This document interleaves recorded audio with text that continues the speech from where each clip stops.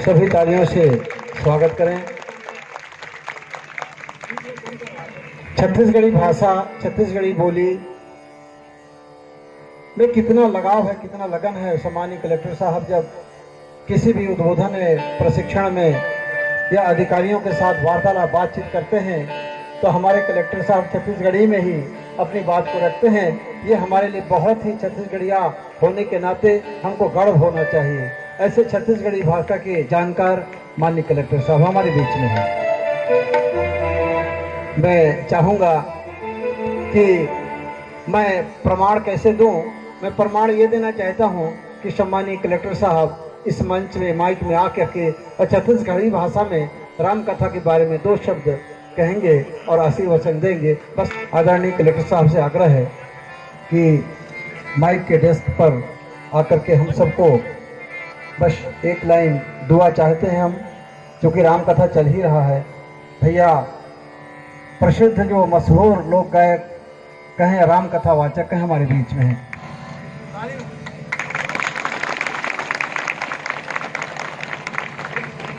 खैरागढ़ में 10 साल संगीत विश्वविद्यालय जो है ना, बहुत बड़ा अनुभव रहा है। संगीत के बहुत प्रेमी भी हैं आप, इसलिए जोरदार तालियों से पुनः हम चाहेंगे उनका स्वागत करें। बोलो लखन सियापति रामचंद्र की। ये हमारे कौड़ीमार ग्राम पंचायत है, गांव है, और ऐसे हमला प्रभु के जयकारा लगाना चाहिए, ईश्वर के जयकारा लगाना चाहिए, जिससे आस पास जितना ये रात्रिकालीन नर पिशाच दानव अगर वातावरण में है, वायु में है, तो ये हमार जयकारा से, भगवान की जयकारा से, प्रभु श्री रामचंद्र की जयकारा से भाग जाना चाहिए। ऐसे जोरदार उपस्थित हमार माता मन, बहिनी मन, भाई मन, संगवारी मन, नोनी मन, बाबू मन, और हमार यहाँ पर हमारे क्षेत्र के सम्माननीय लोकप्रिय हमारे विधायक माननीय डॉक्टर विनय जायसवाल भी उपस्थित है। तो सबसे पहली तो चूंकि ये ऐसे मंच है जहां पर हम आए हैं और जहां पर भक्ति में हम लीन हो छन पूरा ग्रामवासी, तो बोलो लखन सियापति रामचंद्र की। ये तरफ ले तो आवाज आ भी नहीं करत है, पूरा नारी शक्ति बैठे है नी, दोनों हाथ उठा करके जयकारा लगाने हैं। बोलो लखन सियापति रामचंद्र की। आज मोला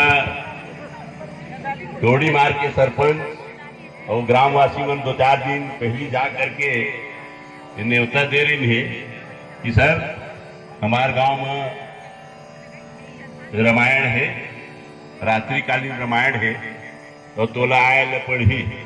मैं बोले ठीक है भाई, घर के जिन रेगुलर पूजा पाठ है, लकर थकर अगरबत्ती वगैरह जला के भागत भागत दौड़त ये तरफ आए हूँ, तो आयल मुहुल विलम्ब हुई से मैं क्षमा चाहत हूँ। 9 बजे बुलाए रही से और फिर मैं ये जरूर बोले मैं आऊँ। तो आज ये सादर मंच ला मैं प्रणाम करत हूँ, और अतेक जतका देवता स्वरूप दाई दीदी बहनी संगवारी मन सब बैठे हो, युवा नौजवान मन बैठे हो, हमारे गांव के सियान मन बैठे हो, सब ला मैं सादर प्रणाम करत हूँ। रामायण में 2 शब्द बोले ला बोला कहे गए है।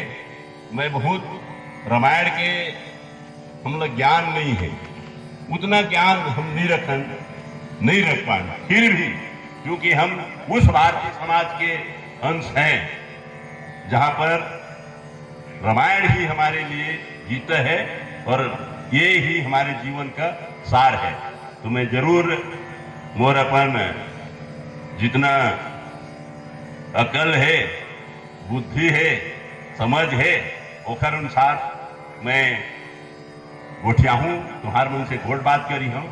तो सबसे पहले मैं तो उस देवी देवता का वंदना करूंगा जहां पर हम कोई भी काम करते हैं तो हम उस ईश्वर को, उस देवी देवता को सुमरण करते हैं, आत्मा में रखते हैं, जिसके बिना हम काम करते हैं। तो रामायण में वैसे तो 8 कांड है। कितना कांड? 8 कांड। और एक हर जो रचयिता है महाकवि गोस्वामी तुलसीदास है, ओखर पहली वाल्मीकि ने जी भी ने लिखा है। तो मैं जो रामायण का है, रामायण के बाल कांड में ही पहली ही सोपान में लिखे हैं, वर्ण अमर्थ संघाना रसाना छंद समापी मंगलाना च करथारो वंदे वाणी विनायको। इसका भाव जो होता है रसों, छंदों, अक्षरों, मंगलों की कामना करने वाली श्री सरस्वती जी और श्री गणेश जी की मैं वंदना करता हूँ। भवानी शंकरो वंदे श्रद्धा विश्वास रूपीणो यामहा बिना न पश्यंती सिद्धा स्वांत स्वामी शरम। भवानी शंकर श्रद्धा और विश्वास के स्वरूप श्री पार्वती जी और शंकर जी की मैं चरण की वंदना करता हूं, जिसके बिना सिद्ध जन, सिद्ध पुरुष अपने अंतकरण में भी स्थित ईश्वर को भी नहीं देख पाते। वंदे बोध में नित्य गुरु भवानी शंकरो याम हितो ही वक्रो श्री चंद्र सर्वत्र वंदते। देखिए, हम नित्य गुरु के समान शंकर जी की मैं वंदना करता हूं, जिसके बिना टेढ़ा चंद्रमा भी सर्वत्र वंदित होता है। ये मतलब शुरू के बालकांड के प्रथम सोपान में लिखा है। श्री सीता राम गुण गाम पुण्य रम्य विहार लो वंदे कविश्वर विशिष्ट वैज्ञानिको कपीश्वर कपीश्वरो। श्री सीताराम जी के गुण समूह रूपी पवित्र वन में विचरण करने वाले विशिष्ट विज्ञान संपन्न श्री वाल्मीकि जी और कपीश्वर श्री हनुमान जी की मैं वंदना करता हूं। उत्पत्ति, इतिहास, रचना, मंगलों, क्लेशों की हरण करने वाली प्रभु श्री रामचंद्र जी की प्रियतमा माता सीता की मैं चरण की वंदना करता हूं। ये बालकांड के प्रथम सोपान में लिखा है। तो आइए हम जब रामायण की बात करते हैं, राम हम जब पुस्तक रामायण की बात करते हैं, जो पात्र है भगवान राम कौन था?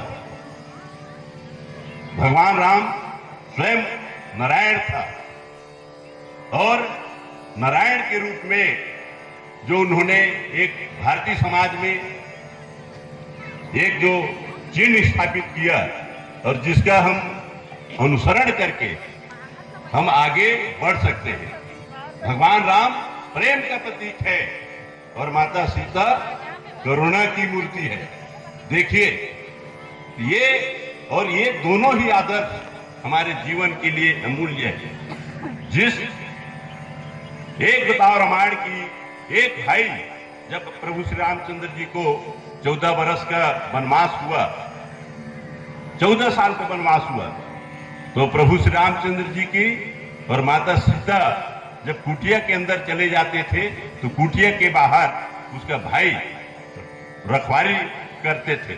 उन्होंने अपनी नींद का त्याग कर दिया था और 14 साल तक बिना सोए मर्यादा पुरुषोत्तम प्रभु श्री रामचंद्र जी की उसने जो भाई का एक जो फर्ज होता है उसने निभाया। तो आज हमें उस लक्ष्मण की तरह समाज में हर एक दूसरे लोगों के बीच भाई का भाव रखने की आवश्यकता है। आज हमारा समाज किस ओर जा रहा है? हम पश्चिमी सभ्यता को अपना रहे हैं, पश्चिम की जो बातें हैं उसको अपना रहे हैं। वो उसको हमको अपनाना नहीं है। वो सभ्यता हमें भाई से, माता से पिता से, पुत्र है नहीं, पुत्र पिता से है नहीं, माता बहन से, सबसे अलग करने जा रहे हैं। उसको हमको तोड़ना है। और ये जो हमारे महाग्रंथ जो गोस्वामी तुलसीदास जी ने लिखा है उसके सत्संगों के अनुसार आचरण करना है। इसमें पूरा ये तो ऐसा है कि प्रभु की जो गाथा है, प्रभु की जो महिमा है, उसका बखान नहीं किया जा सकता। देखिए कवि ने लिखा है, 7 समुंदर की मसी करी, लेखनी सब बन राई, धरती सब पूरा कागज करी, हरि गुण लिख न जाए। रामायण में ये बात नहीं लिखा है, लेकिन कईयों ने स्वीकार किया है। अगर हम 7 समुंदर, आदमी कोई विदेश शहर जाते बोलते कहां गए ऋषिका, तो विदेश गए, कहां गए तो अमेरिका गए, कहां गए तो लंदन गए। मतलब 7 समुंदर पार करके भी आदमी काम होता के तलाश में, जीवकों के तलाश में। हमारे युवा भारतीय जिन है, बड़े बड़े इंजीनियर है, डॉक्टर है, तकनीशियन है, इवन सब नौकरी के तलाश में बड़े बड़े कंपनी में चले जाते। 7 समुंदर, तो 7 समंदर की मसी करी, मसी कर होता है स्याही, लेखनी सब बन राई, है नहीं। अगर 7 समुद्र के पानी को स्याही मान लिया जाए, दवात जानते हो ना, दवात पहली पुराना सियान में इसे नीप रहे, इसे दवात में इसे है नहीं पेन में भर के नीप लो में डाले, दवात रहे। तो उस तरह के अगर 7 समंदर के पानी को हम स्याही मान ले और मर्यादा पुरुषोत्तम प्रभु श्री रामचंद्र जी के कर उनकी कथा को, उनके गुणों को, उनकी जीवन शैली को भी लिखा जाए, और ये पूरे धरती, हम ये पूरे धरती को अगर कोरा कागज मान भी ले जाए और समुद्र के 7 समुद्र के पानी को प्रभु श्री रामचंद्र जी के गुणों को लिखा जाए, उनके जीवन को लिखा जाए, उनके जो लीला है लिखा जाए, तब भी धरती जिसे हम कागज मार रहे हैं, ये कागज कमी पड़ जाएगा, उसका बखान नहीं किया जा सकता। श्रद्धा हमारे मन में है, आत्मा में होना चाहिए। हमें सबसे है कि रामायण जो महाग्रंथ है हमारे, उसके हमें आत्मसात करने की आवश्यकता है। उसके अनुसार हम लोगों को अपना जीवन, अपने जो घर है नहीं, एक भाई में क्या रिश्ता होना चाहिए, एक पति पत्नी के बीच क्या रिश्ता होना चाहिए, है नहीं, माता के बीच हमारा क्या आदर स्नेह होना चाहिए, ये सब बातें हमें सिखाता है। वैसे तो समय समय पर मैं तुम लोग क्या बताऊं, बहुत सी ग्रंथ लिखे हैं। कालिदास है नहीं भी बहुत ग्रंथ लिखित, दंडी ग्रंथ लिखित, श्रीहर्ष ग्रंथ लिखित, दंड उत्तर रामचरित्रम, 10 कुमार चरित्रम, मेघदूत, नैषधि चरित्रम, ये अपन समय के बड़े बड़े काव्य महाग्रंथ है। दोहावली, कवितावली, सुरसावली, सब समय समय पर साहित्यकारों ने, कविकारों ने ये सब ग्रंथ लिखा है। हम बात करें गोस्वामी तुलसीदास, रहीमदास, मलकूदास, ये उस समय के कोई प्रेम मार्गी कवि है, कोई भक्ति मार्गी कवि है। इस तरह के समय समय पर तत्कालीन समाज को व्यवस्थित करने के लिए, समाज में समानता का भाव जागृत करने के लिए, समाज को मतलब एक अच्छे संकल्प देने के लिए ये सब लिखे गए हैं। लेकिन आज मैं जिस पावन धरा पर मैं बैठा हूँ, जिस मंच पर मैं बैठा हूँ, है नहीं, वहां पर भगवान राम की कथा का वाचन हो रहा है। भगवान राम की जो लीला है, भगवान राम ने जो मनुष्य के रूप में अवतरण लेकर के जो एक आदर्श समाज का संकल्पना किए है, आदर्श राम राज्य की संकल्पना किए गए है, उसका हम बात कर रहे हैं। देखिए, हम ईश्वर हम मंदिर में भी है, इसमें भी है, सभी में है, बशर्ते हमें विश्वास रहना चाहिए, ग्रहण करना चाहिए। जब एक में छोटा सा प्रसंग है और यहाँ पर हमारे रामायण के महान कहा जाए कि सभी अध्यायों का, सभी कालखंडों का जानने वाले जानकार लोग हैं, कोई भूल चूक हो जाएगा तो कृपया आप लोग अन्यथा न लेंगे। जब रावण ने माता सीता का हरण किया और प्रभु श्री रामचंद्र जी ने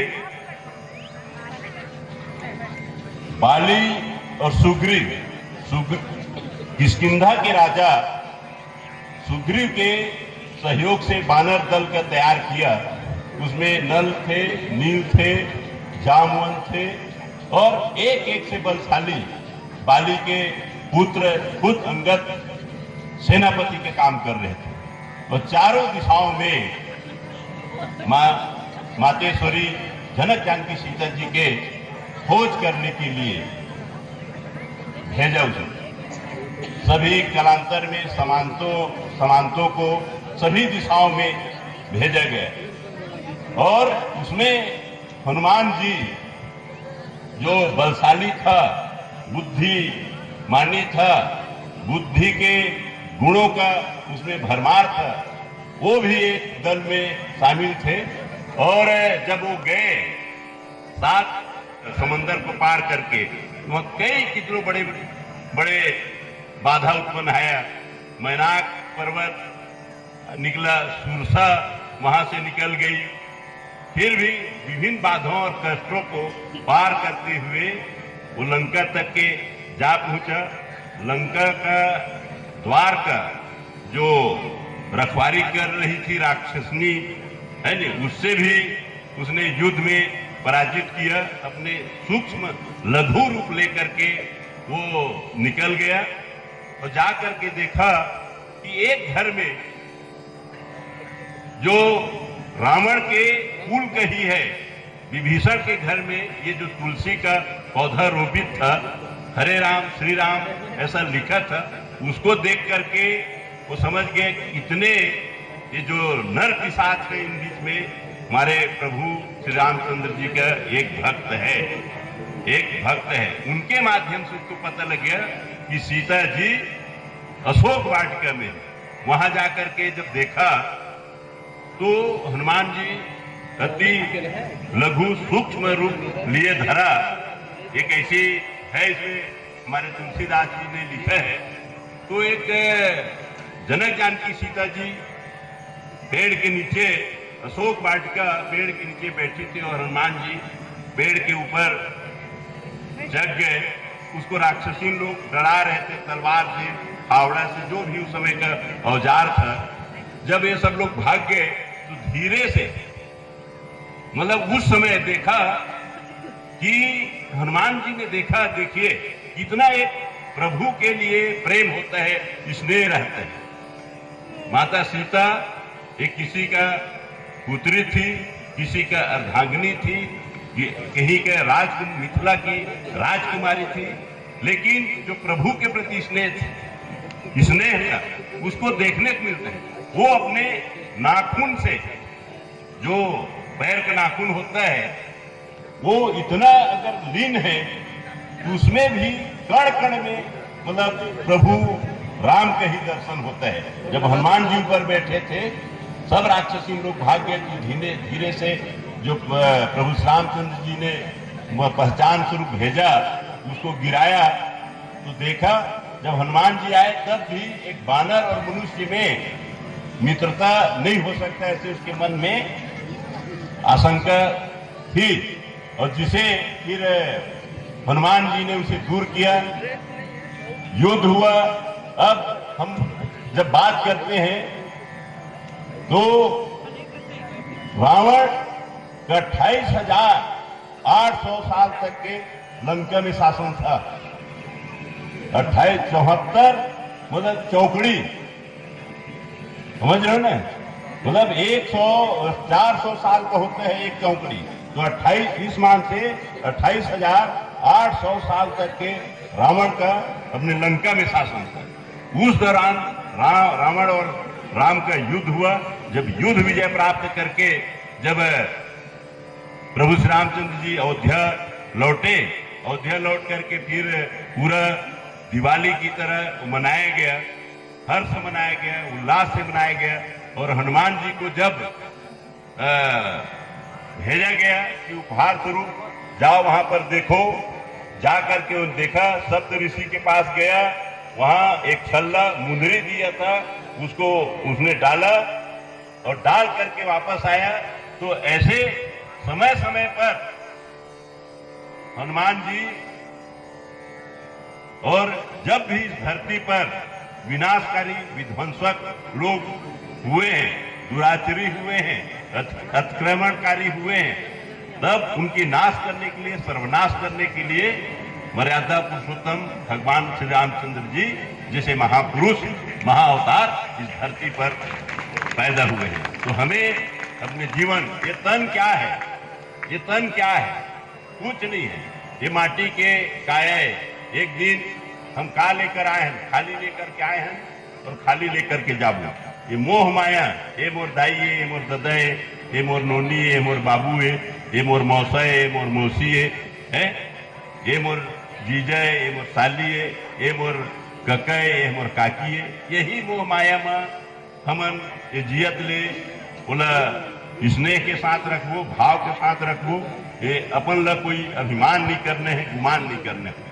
ये जो काया है मिट्टी रूपी है, ठीक है। जब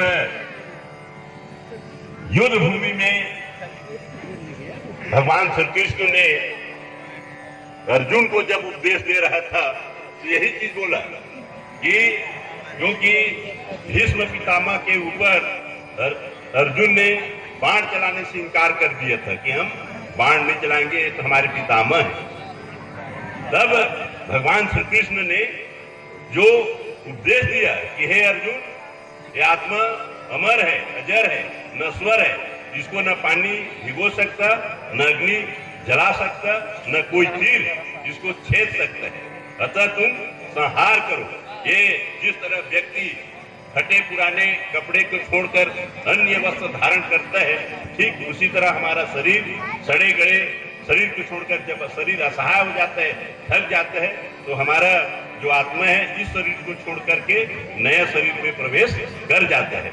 हमें जब भी समय मिले है नहीं, प्रभु की भक्ति में लीन होना चाहिए। एक भारतीय समाज को बताया गया है, एक पारिवारिक समाज को बताया गया है। सभी इसका हम आचरण अनुसरण करते हुए हम सब लोगों को आत्मसात करना चाहिए। मोला आज यहाँ पर मैं बहुत बड़े रामायण के बारे में तो ज्यादा जानकारी नहीं है, मैं अपन छोटे मोटे बुद्धि के आधार पर, अकल के आधार पर बोले हो। अगर कुछ गलती हुई इधर है नहीं, सब क्षमा प्रदान करी हो। मोला यहाँ पर ग्राम के पूरा ग्रामवासी मन, सरपंच मन बुलाई, ओकर लिए मैं हृदय से बधाई धन्यवाद देता हूँ। और चूंकि हमार आदरणीय विधायक महोदय के ऊपर बोल के है कि मैं बोल डरे हूँ है नहीं, तो हमन चूंकि आए हैं और आके हमन पूरा एक आध दोहा सुन के जाबो। तुम लोग बहुत बहुत है भगवान के कथा में, हमारे मर्यादा पुरुषोत्तम के जो कथा में लीन हो, ऐसे हमारे संस्कृति और संस्कार बने रहे। सब ला मैं सादर प्रणाम करते हुए अपन वाणी ला लकर धकर यहीं पर विराम देता हूँ। जय हिंद, जय भारत।